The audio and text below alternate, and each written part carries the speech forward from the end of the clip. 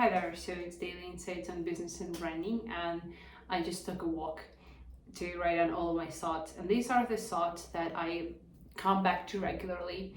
They are always on my list, they are always in my head, and they are always helping me to stay on the road and, not give up on the way to my goals. So the first would be, it was written by Alex Ramosi, but I will develop this thought. He wrote, solitude, if misery loves company, then success loves solitude. And it's true. And how would I expand it? So when you have people around you, your friends, your acquaintances, teammates, or people at work, and you know that you're living this different life, but inside of you, you have this true belief that you should be living a different life. You know that you are worth more, you know that you are capable of more, you know that you have your dreams, you know that you have bigger, you are striving for more than all the people around you, and you feel that, and you know that you really appreciate those, but they are not on the level you want to become. And sometimes you get distant from that people, right? Because when you start a business, somebody wouldn't get you and you split your ways. It happened to me. I'm not sure. Sometimes it may be painful, sometimes it's not, but we're not talking about that. You are just becoming more isolated in your world. And when you have turned down people that were on the previous level and you haven't reached the next level, or you do not have yet a community on your next level, you feel really lonely because people from your old life are not getting your stuff, and you haven't got any new acquaintances, or you are not yet on the level you want to be, and you're in that transition mode, and it's lonely there. That's what a lot of people are talking about in podcasts, and I can relate to that because it's true. When you have to work long nights, not go out much because you are in your work mode, or then you have to train for your body, and training is not always something you can share with your friends or something.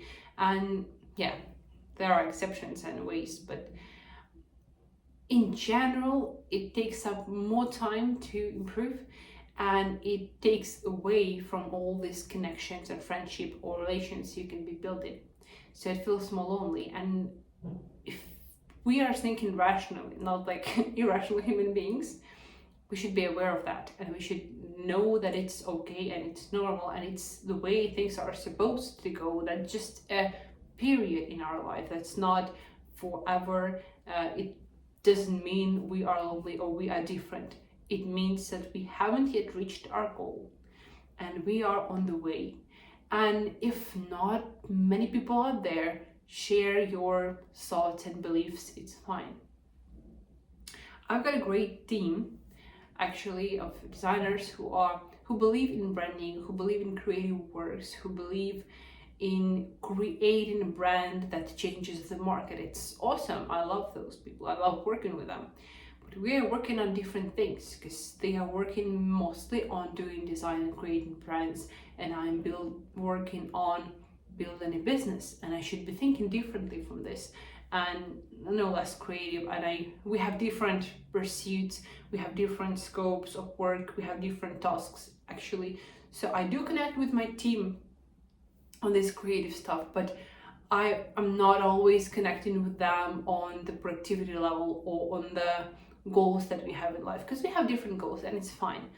So yeah, it can be lonely, it can be hard, and not everybody can get you. Sometimes people might criticize the things you do. It may look funny, it may look weird, you may look like this loser, you may look as if you are failing in life. People might not get you because those who are working at corporate and making maybe more money than person starting a startup or a new business, they would see you like a loser. That's okay. So that's the way things go, and we should be thinking in long perspective, not in this short one.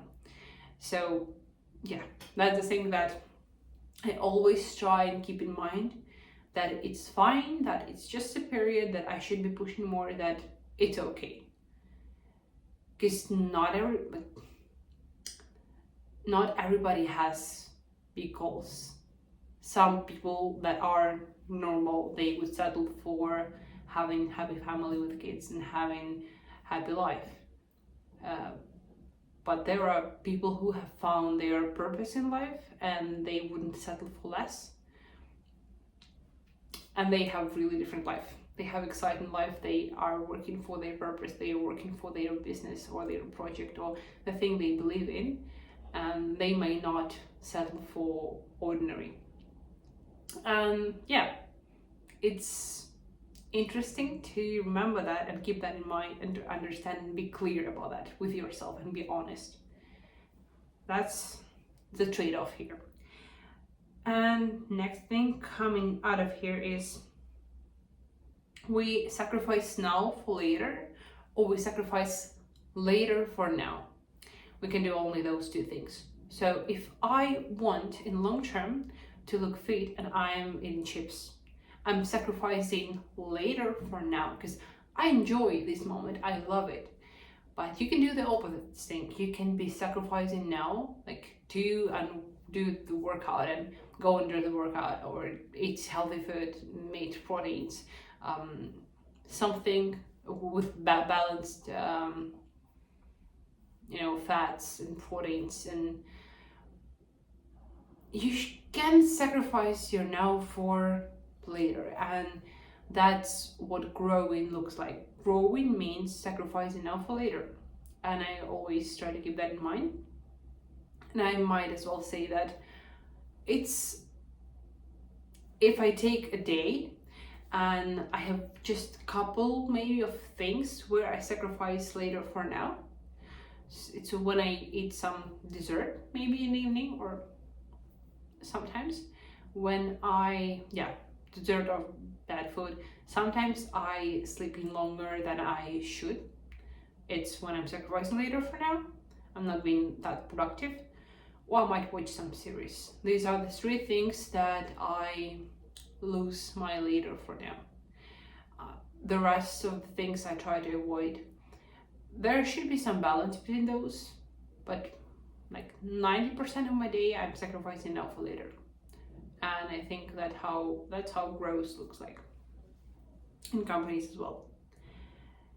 Then consistency looks like a curve, not like a straight line.